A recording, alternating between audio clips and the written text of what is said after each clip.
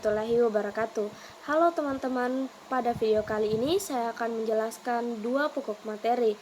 Pada materi pertama saya akan menjelaskan tentang pertumbuhan dan perkembangan fisik motorik, dan pada materi kedua saya akan menjelaskan tentang pertumbuhan dan perkembangan psikososial.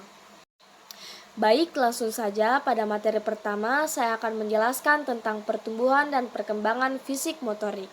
Bagian A yaitu konsep dasar pertumbuhan dan perkembangan fisik motorik menurut para ahli. Konsep dasar pertumbuhan dan perkembangan fisik motorik adalah topik yang penting dalam bidang psikologi perkembangan. Terdapat beberapa teori dan pandangan dari para ahli yang menjelaskan hal ini. Di antaranya yaitu James Peck. Peck mengemukakan teori perkembangan kognitif anak. Dia membagi perkembangan motorik anak ke dalam 4 tahap. Tahap pertama yaitu sensori motor. Pada tahap ini usia anak menginjak 0 sampai 2 tahun. Pada tahap kedua yaitu ada praoperasional. Pada tahap ini anak menginjak usia 2 sampai 7 tahun. Yang ketiga yaitu operasional konkret. Pada tahap ini, anak menginjak usia 7 sampai 11 tahun. Dan operasional formal, dan pada tahap ini, anak menginjak usia 11 tahun ke atas. Selanjutnya, menurut Arnold Gesell, Gesell mengemukakan konsep bahwa perkembangan fisik dan motorik memiliki urutan yang khas. Ia mengenali berbagai tahap dalam perkembangan motorik, seperti kemampuan berjalan, berlari, dan bersepeda. Selanjutnya, menurut Lev Vygotsky, Vygotsky menekankan pentingnya lingkungan sosial dalam perkembangan anak. Ia menyatakan bahwa anak belajar melalui interaksi dengan orang dewasa dan teman sebaya yang mempengaruhi perkembangan motorik mereka. Selanjutnya, menurut Erik Erikson, Erikson menekankan perkembangan sosial dan emosi serta hubungannya dengan perkembangan motorik. Misalnya, pada tahap awal anak harus melewati krisis percaya versus tidak percaya yang dapat mempengaruhi perkembangan motorik. Selanjutnya, menurut Uri Bronfenbrenner, Bronfenbrenner mengembangkan model perkembangan ekologi yang menekankan pentingnya faktor-faktor lingkungan, termasuk keluarga, teman sebaya, dan masyarakat, dalam perkembangan fisik motorik anak. Perlu dicatat bahwa teori-teori ini memberikan wawasan yang berbeda tentang bagaimana pertumbuhan dan perkembangan fisik motorik anak terjadi, dan pendekatan yang tepat dapat bervariasi tergantung pada konteks dan individu. Selanjutnya, bagian B, tahap-tahap perkembangan fisik motorik pada anak. Melalui beberapa tahap utama, berikut adalah tahap-tahap perkembangan fisik motorik pada anak. Yang pertama yaitu tahap refleks. Pada tahap ini, bayi memiliki refleks alami seperti mengisap dan meraih benda dengan refleks yang kuat. Selanjutnya ada tahap motorik kasar. Biasanya dimulai sekitar usia 2 bulan hingga 2 tahun. Pada tahap ini, anak mulai mengembangkan kemampuan untuk mengendalikan gerakan kasar seperti berjalan dan berlari. Selanjutnya yaitu ada pada tahap motorik halus, dimulai sekitar usia 2 tahun hingga 7 tahun. Pada tahap ini, anak mulai mengembangkan kemampuan motorik halus seperti menggambar, memegang pensil, menggunting, dan mengikat sepatu. Selanjutnya ada tahap koordinasi motorik. Biasanya dimulai pada usia sekitar 7 tahun hingga masa remaja. Pada tahap ini, anak semakin terampil dalam mengkoordinasikan gerakan tubuh seperti bermain olahraga, menari, atau bermain alat musik. Selanjutnya ada tahap kematangan fisik. Pada masa remaja, anak mencapai kematangan fisik yang lebih tinggi. Ini termaksud perkembangan otot yang lebih kuat, pertumbuhan tinggi badan, dan perkembangan tubuh yang lebih dewasa. Perkembangan fisik motorik anak dapat bervariasi dari satu individu ke individu lainnya, dan faktor seperti lingkungan, nutrisi, dan genetik juga mempengaruhi perkembangan ini. Penting bagi orang tua dan pengasuh untuk memberikan dukungan dan rangsangan yang sesuai untuk membantu anak mencapai tahap perkembangan motorik mereka dengan baik. Selanjutnya, adapun bagian C yaitu faktor pendukung yang memengaruhi perkembangan fisik motorik anak. Ada beberapa faktor pendukung yang memengaruhi perkembangan fisik motorik anak. Berikut beberapa di antaranya. Yang pertama yaitu nutrisi. Makanan yang seimbang dan nutrisi yang mencukupi sangat penting untuk pertumbuhan dan perkembangan fisik anak. Nutrisi yang kurang dapat mempengaruhi perkembangan otot dan tulang. Yang kedua yaitu lingkungan yang aman. Lingkungan yang aman dan stimulatif yang memberikan kesempatan bagi anak untuk bergerak dan bereksplorasi tanpa rasa takut. Hal ini mendukung perkembangan motorik anak. Selanjutnya yaitu latihan dan aktivitas fisik. Aktivitas fisik yang teratur dan olahraga membantu memperkuat otot dan meningkatkan koordinasi motorik anak. Bermain bersepeda, berenang, dan berjalan kaki adalah contoh aktivitas yang bermanfaat. Selanjutnya ada stimulasi visual dan sensorik. Mainan yang berwarna-warni dan berbagai bentuk membantu mengembangkan koordinasi mata dan tangan anak. Stimulasi sensorik yang baik juga penting. Selanjutnya ada kesehatan umum. Faktor-faktor seperti tidur yang cukup, kebersihan, dan kesehatan umum anak memainkan peran penting dalam perkembangan fisiknya. Penyakit atau masalah kesehatan dapat menghambat perkembangan motorik. Selanjutnya yaitu ada dukungan orang tua dan pengasuh. Dukungan dan perhatian dari orang tua dan pengasuh sangat penting. Mereka dapat membantu anak dalam berlatih, memberikan dorongan positif, dan memfasilitasi perkembangan motoriknya. Selanjutnya ada genetika. Faktor genetik juga berperan dalam perkembangan fisik motorik anak. Anak dapat mewarisi sebagian besar kemampuan motorik dari orang tua mereka. Penting untuk memperhatikan semua faktor ini untuk mendukung perkembangan fisik motorik yang sehat pada anak. Setiap anak memiliki kecepatan perkembangan yang berbeda-beda, sehingga penting untuk memberikan dukungan yang sesuai dengan tingkat perkembangan mereka. Bagian D, ada faktor penghambat yang dapat mempengaruhi perkembangan fisik motorik anak. Ada beberapa faktor penghambat yang dapat mempengaruhi fisik motorik anak, yaitu diantaranya meliputi yang pertama, kondisi kesehatan. Masalah kesehatan seperti cacat fisik, gangguan perkembangan, atau penyakit kronis dapat menghambat perkembangan fisik motorik pada anak. Yang kedua yaitu kurangnya aktivitas fisik. Gaya hidup yang kurang aktif dan kurangnya peluang bermain atau bergerak dapat menghambat perkembangan fisik motorik pada anak. Yang ketiga yaitu gangguan saraf. Gangguan saraf seperti cerebral palsy atau gangguan motorik lainnya dapat mempengaruhi kemampuan motorik anak. Selanjutnya yaitu kurangnya gizi atau kekurangan nutrisi penting seperti zat besi atau vitamin D dapat mempengaruhi perkembangan fisik anak. Selanjutnya yang kelima yaitu kurangnya stimulasi.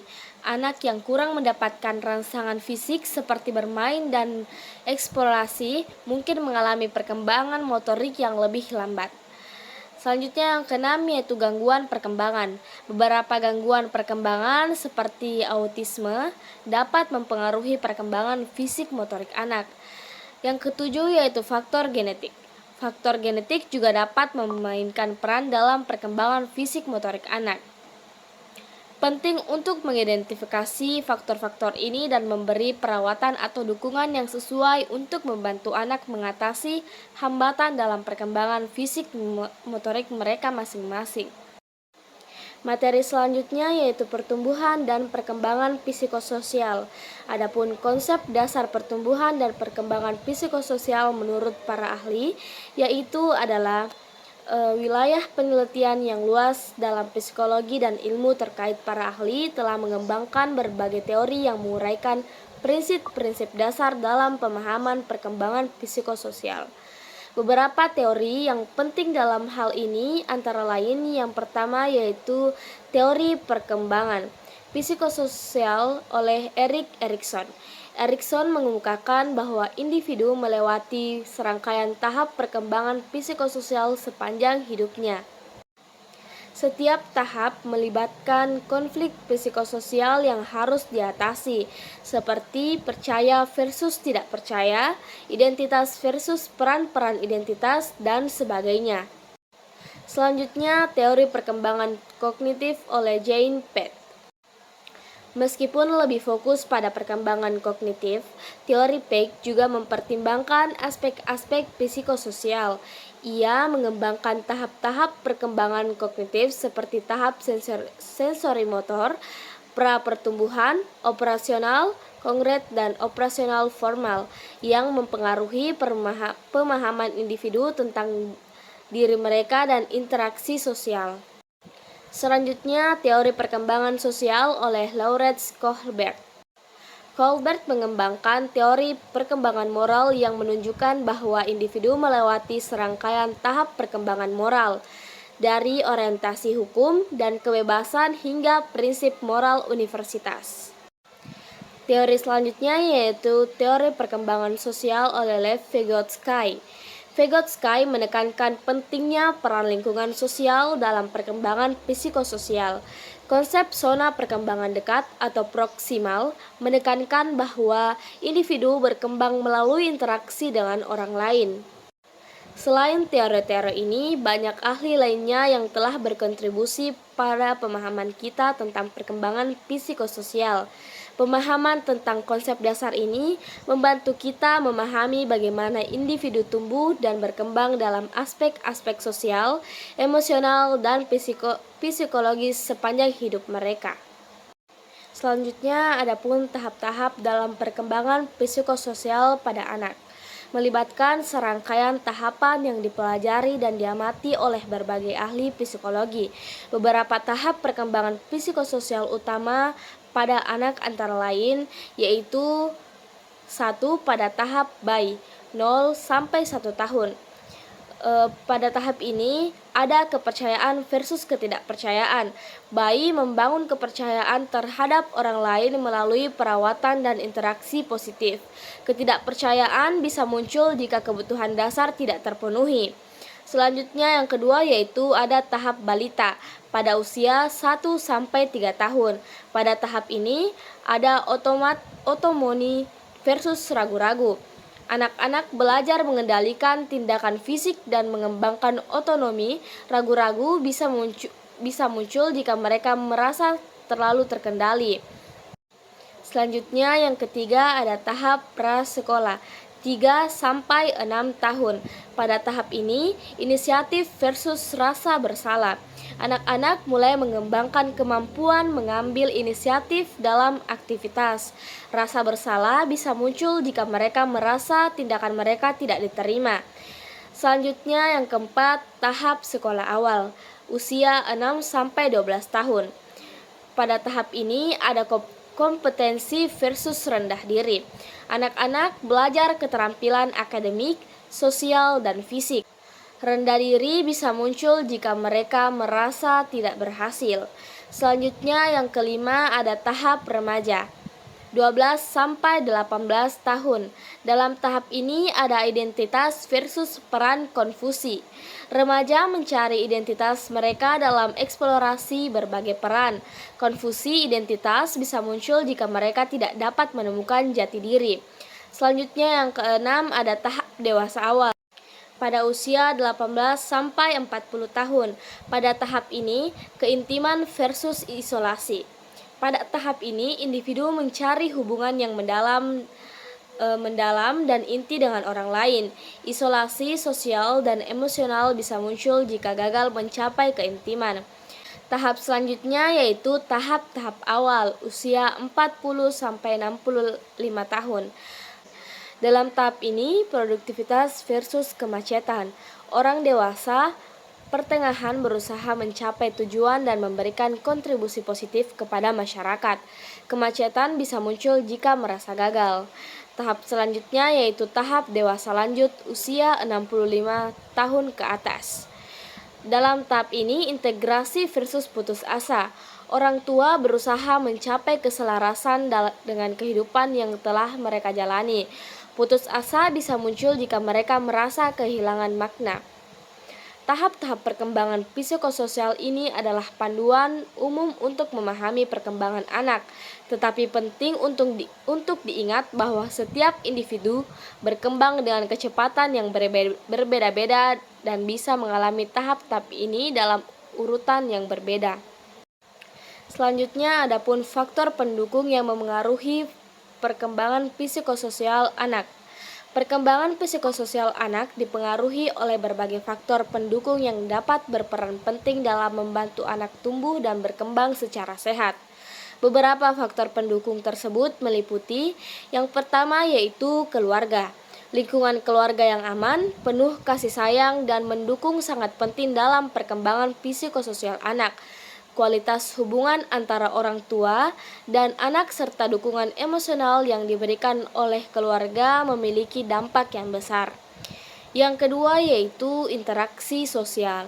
Anak-anak perlu berinteraksi dengan teman sebayanya dan memiliki pengalaman sosial positif.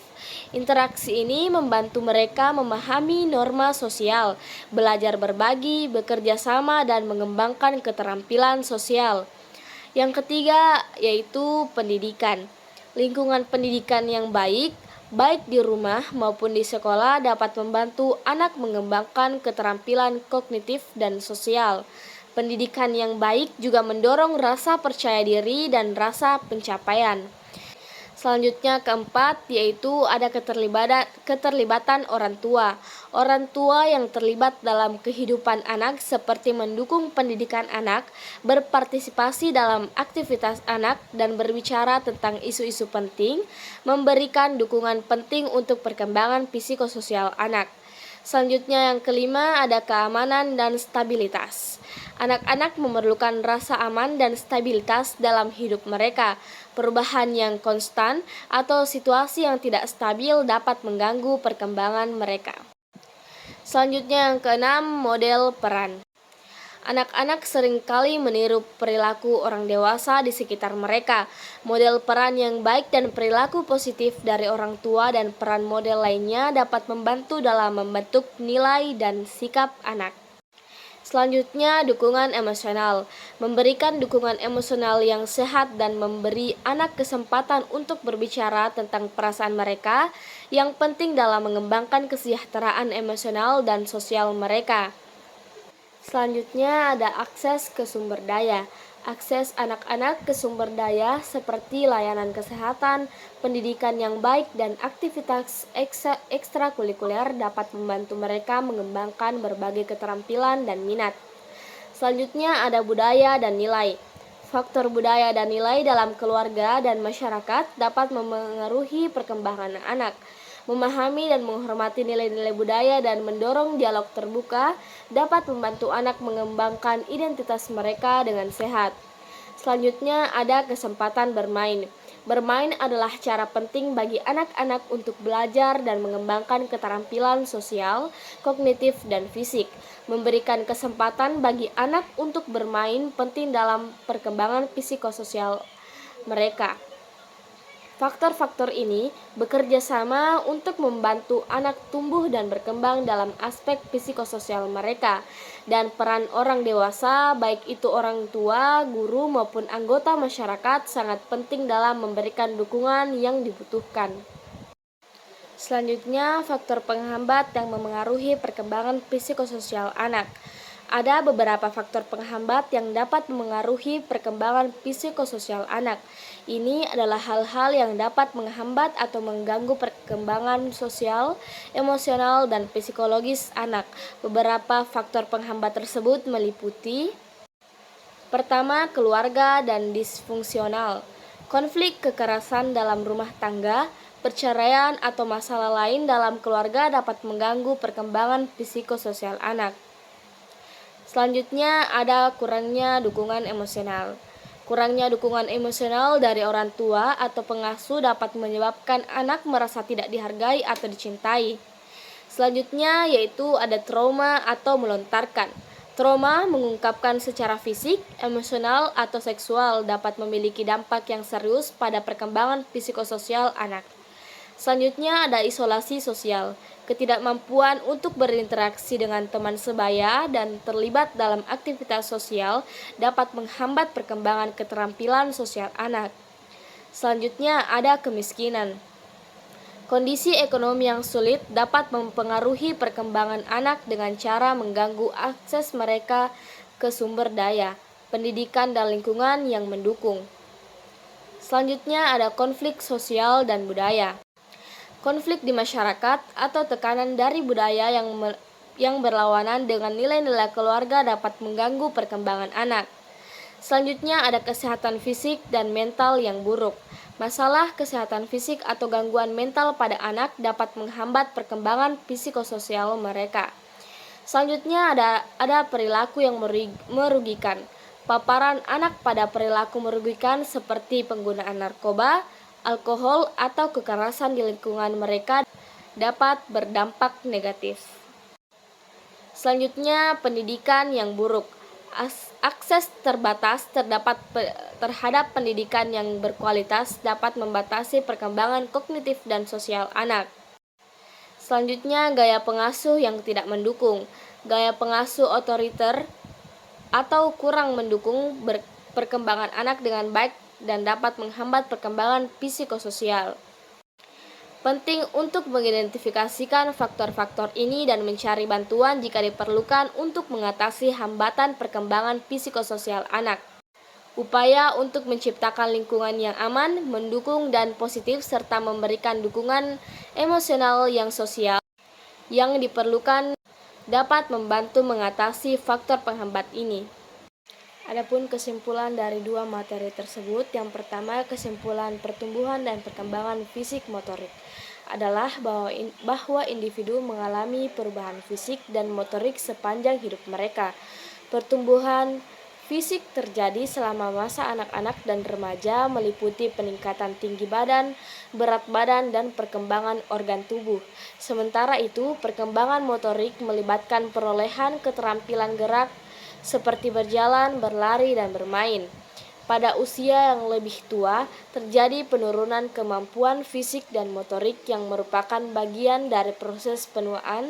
Penting untuk memahami bahwa setiap individu mengalami pertumbuhan dan perkembangan fisik dengan ritme yang berbeda, dan faktor genetik, nutrisi, dan aktivitas fisik memainkan peran penting dalam proses ini.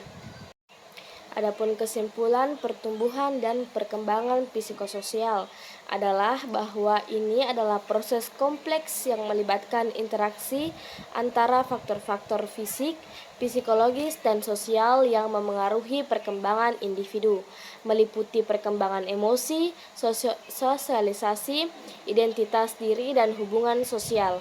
Proses ini berlangsung sepanjang hidup seseorang dan dapat dipengaruhi oleh berbagai pengalaman dan lingkungan. Penting untuk memahami bahwa setiap individu mengalami pertumbuhan dan perkembangan psikososial dengan cara yang unik, dan perhatikan terhadap aspek-aspek ini dapat membantu dalam memahami dan mendukung perkembangan individu yang sehat.